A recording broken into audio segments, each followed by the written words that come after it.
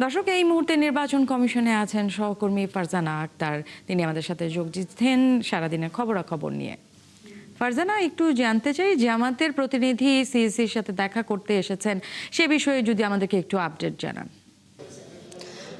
Nancy, vote গ্রহণ শুরু হয়েছে সকাল 7:30টায় এবং বলা যায় যে প্রায় 8 ঘন্টার মতো হয়েছে। সকাল থেকে যদিও আমরা কোনো রাজনৈতিক দলের নেতৃবৃন্দদের দেখতে পাইনি, তবে কিছুক্ষণ আগেই কিন্তু জামাতের একটি প্রতিনিধি দল এসেছে, 10 সদস্যের একটি প্রতিনিধি দল, এবং তাদের প্রতিনিধিত্ব করছেন জামাতের যে নির্বাচন পরিচালনা কমিটির সদস্য সচিব আব্দুল হালিম, দুঃখিত, তিনি এসেছেন। তার নেতৃত্বে এখানে যে সভাকক্ষ আছে, সিইসির যে সভাকক্ষ রয়েছে, সেখানে তারা কিন্তু বৈঠকে বসেছেন। কিছুক্ষণ আগেই প্রধান নির্বাচন কমিশনার সভাকক্ষে ঢুকলেন এবং তারা বৈঠক করেছেন। এবং বৈঠকের শুরুতে কিন্তু সংবাদকর্মীরা আমরা জানতে চেয়েছিলাম তারা কি বিষয়ে সিইসির সাথে সাক্ষাতে এসেছেন। তারা যেমনটি জানিয়েছেন যে তারা এই বিষয়ে তাদের সাক্ষাৎ শেষে ব্রিফ করবেন। তারা সুনির্দিষ্ট করে কিছু বলেনি, তবে তারা যেমনটি বলছেন যে কিছু ভোট কেন্দ্রে যে বিশৃঙ্খলা সৃষ্টি হয়েছিল সেসব বিষয়ে তারা অভিযোগ দিতে এসেছে।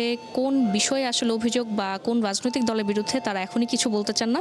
তারা সেটি কিছুক্ষণ পর বৈঠক শেষে ব্রিফিং করে আমাদের জানিয়ে দেবেন। এবং এখন পর্যন্ত কিন্তু নির্বাচন কমিশনে আমরা দেখেছি জামাতের এই 11 দলীয় জোটের যে রাজনৈতিক নেতারা তারা এসেছেন এবং নির্বাচন কমিশনারের সাথে বৈঠক করছেন।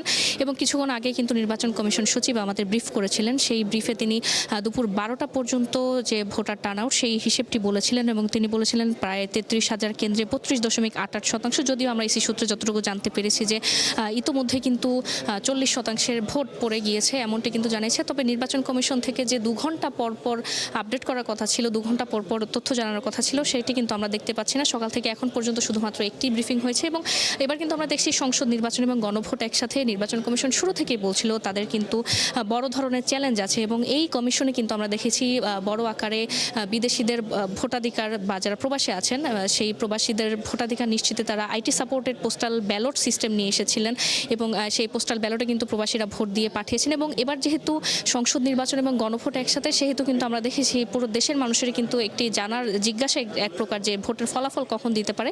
এই বিষয়ে নির্বাচন কমিশন সূত্রে আমরা আলোচনা করে যতটুকু বুঝতে পেরেছি বা তারা যেমনটি বলছেন যে 4:30টায় ভোট গ্রহণ শেষ হলে তারপর তারা নির্বাচনের এই ফলাফল ভোট গণনা শুরু করবেন। এবং নির্বাচন কমিশন থেকে যেমনটি জানানো হয়েছে সংসদ নির্বাচনের ফলাফল এবং গণভোটের ফলাফল তারা একই সাথে গণনা করবেন। কারণ তারা যেমনটি বলছেন যে গণভোটের ফলাফল বা সংসদ নির্বাচনের ফলাফল কোনোটি যদি আগে জানানো হয় সেক্ষেত্রে বিশৃঙ্খলা তৈরি হতে পারে।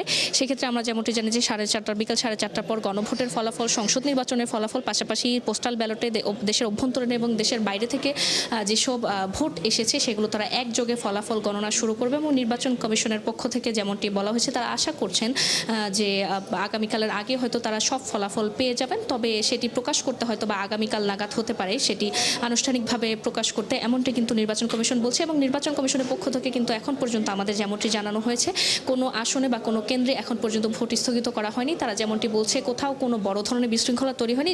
যদিও আমি কিছুক্ষণ আগে যে এখানে নির্বাচন কমিশনের আইনশৃঙ্খলা মনিটরিং সেল রয়েছে সেই সেলে আমি যেমনটি নিজে দেখে আসলাম, সেখানে তথ্য অনুযায়ী 553টি কেন্দ্রে বিশৃঙ্খলার অভিযোগ দেখা গেছে এবং 13টি কেন্দ্রে ভোট কেন্দ্রে বাধা দেওয়ার অভিযোগ তারা পেয়েছেন। এবং তারা যেমনটি বলছেন যে তারা যখনই নির্বাচন কমিশন বলছে তারা যখনই কোনো অভিযোগ পাচ্ছেন তারা সাথে সাথে সেই অভিযোগগুলো নিষ্পত্তি করার চেষ্টা করছেন। এবং এখানে জামাতের প্রতিনিধিদের সাথে সিইসির বৈঠক চলছে। বৈঠক শেষে আমরা আসলে বিস্তারিত জানাতে পারবো যে তারা কোনো দলের বিপক্ষে বা কোন বিষয়টিতে আসলে অভিযোগ করতে নির্বাচন কমিশনে এসেছে। ন্যান্সি।